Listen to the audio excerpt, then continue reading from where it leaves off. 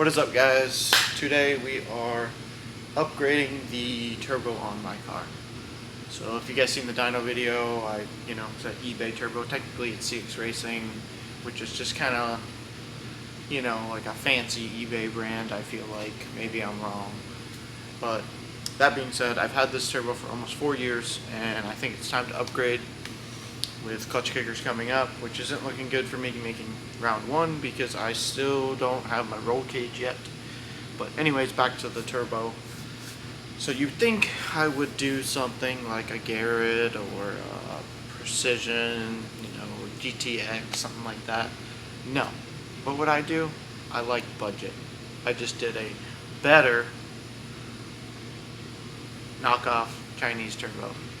So let's check it out. I really didn't want to come film this video today, so I'm sorry if I'm going to be a little lackluster.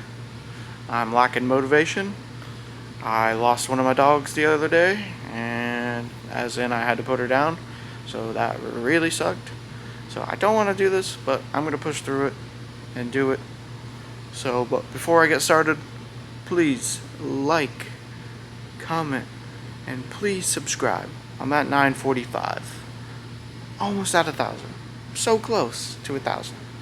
So let's get to 1,000 for Molly. Rest in peace, Molly.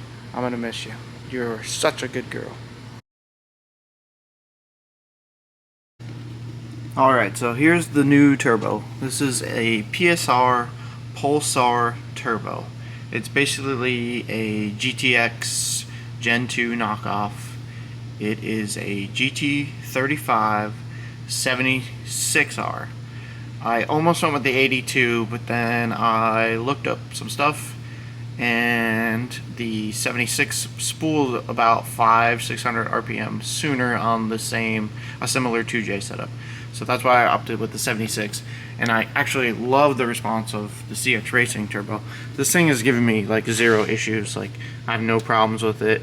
I just don't want it to fail during the season, so I figured now is the time to upgrade. Like I said, it was 4 years old. This is a journal bearing GT35. It has a 68 exhaust housing. This one actually, I think it's a 82 or 83 they say, but this one is dual ball bearing, and this is journal, so I'm hoping that the spool time is similar, and because I just absolutely love the response of the engine right now. So I hope this really doesn't affect it much. But I figure with a better blade design and the ball bearing, I'm pretty confident it's going to be just the same, but make more power up top. So that being said, I'm going to take off a couple things, and I'll get back to you when I have some piping off and we can see the old turbo a little bit more. See if there's any damage to it. I doubt it, My motto here is Japanese writing, Team No Blow Off Valve. 4-year-old CX Racing turbo. Works perfectly fine, no blow off valves. Blow off valves are a waste of money, don't buy them. Alright? I mean, what sounds cooler? Psh! Or definitely the such a to-do. Alright, we got all the piping off. So I'm just checking it out. It's got a little bit of shaft play, side to side. Nothing too crazy, but hasn't been ran in a while, so there's probably no oil in there. But I mean, for what was probably a $200 turbo back in the day with this kit, it did its job, and it made over 500 horsepower. So that's all that matters, and it's time to go on to bigger and better. So what I like to do when I take turbos off, especially when you have a T4 flange, I'm going to remove the compressor housing, and then I'll probably remove the cartridge, and then the exhaust housing and downpipe. So I will get back to you then. Maybe I might set up a time lapse.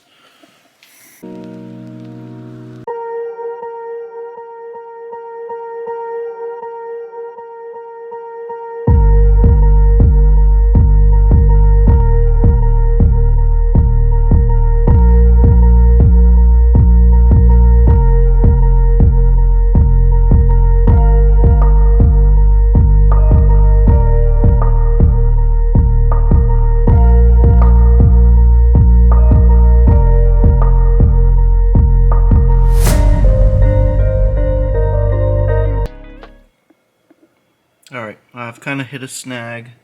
Got these two out. These two are hard to get to because these bottom 10s for the front, for the cartridge, seem to be stripping, so I can't get the cartridge out of the way, which would make it a lot easier, especially for that front one. I could just get a socket on it. So I'm fighting that right now, so hopefully I get through that. That's one thing that sucks about T4 flanges. You know, everybody's going V-band now, which would just be, you know, one nut and you pull it off and you're done. But here I am fighting it. Alright, got her off, used the swivel, and then I took the downpipe out of the way to get the back one. So looks good. Doesn't look like it was leaking at all. Just the turbo itself. Gasket looks good. We're obviously going to replace it. Basically my goal today is get the new turbo bolted up, so then I can have the elbow welded and do that little shindig like I did last time. It's basically 2 inch to a 2.5. I run 2.5 on the hot side, and 2 3/4 on the cold side, except for where the MAF is. You can't see it down there, but it's down there. That has to be a 3-inch housing. What I did notice though today was look how bent this pipe was. Maybe I could have made way more horsepower. I do want to note, I did run the CX Racing wastegate for probably 3 years, 2.5, 3 years. But I went to change the spring, and where it unbolts, there was only 2 bolts left in it out of 6. So I upgraded to a Turbo Smart. That thing's nice. Alright, so now what I'm going to do with this is basically do the same thing. Take this off and see if I can just do it with the cartridge on there as well and get it bolted up. So we should have it bolted up in this next clip. Alright, so there it is. It's mocked up. I marked my pipe. I'm going to have it welded. Should be about there. Should put it about the same spot. I'm going to cut this part off, and then I have to bring it somewhere to get welded because I don't know how to TIG weld aluminum. But it looks good. It's pretty much the same placement. I mocked up the downpipe. Downpipe should work. Same style V-band. I did install the fittings. I'm going to run water. I'm going to do those lines now.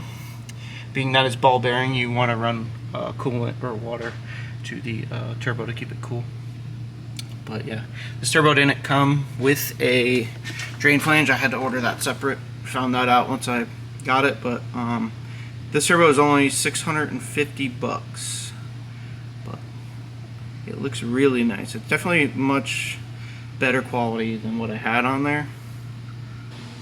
I did do a lot of research on this turbo on YouTube. There's a lot of other people that run this brand and make a ton of power with them and don't have any issues. So that's really all I'm looking for. I like to be reliable. But 650 versus what a GTX is, like 1500, 1800, even more maybe. I don't know. But these seem good. I'm gonna try it out. My $200 turbo made 500 horsepower. Worked great for almost 4 years. So let's see how it goes. So for the water lines, I pulled the ports out of these a while ago and I tapped them with 1/4 inch MPT because I knew I was going to do this eventually. So I'm going to take one feed from there, and I'm going to, if you can see right there, I'm going to take off that HPS cap, and I'm going to run the other hose to down there for the coolant lines to the turbo. So here we go. Well, I think I'm done for the day, because I kind of guessed on what direction of the fittings I would need. This 45 is going to work here. I really don't like how this doesn't go in very far. I'm going to see if I can find a better one for that. But this 45 to a straight there. That's not going to work. It's going to kink the line. So I think I'm going to get a 90 here, and that should be a pretty straightforward shot to it. And then I'm going to need another 45 for the back of the turbo. And then that can go and run down to there, and I'm just going to hose clamp it on the bottom. So, yeah, down there. So, anyways, I'm going to have to order some more parts, but there it is. It looks pretty good. I was hoping I was going to be able to start it today, but it doesn't look like that's going to happen.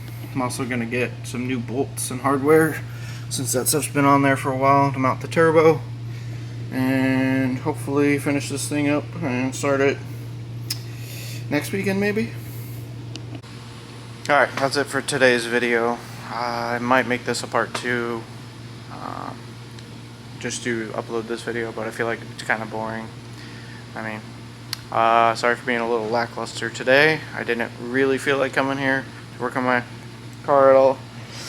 Was lacking motivation, and I also had to put one of my dogs down like 2 days ago, so that really sucked. So anyways, as always, like, comment, subscribe, all that stuff, so I can make 49 cents on a video.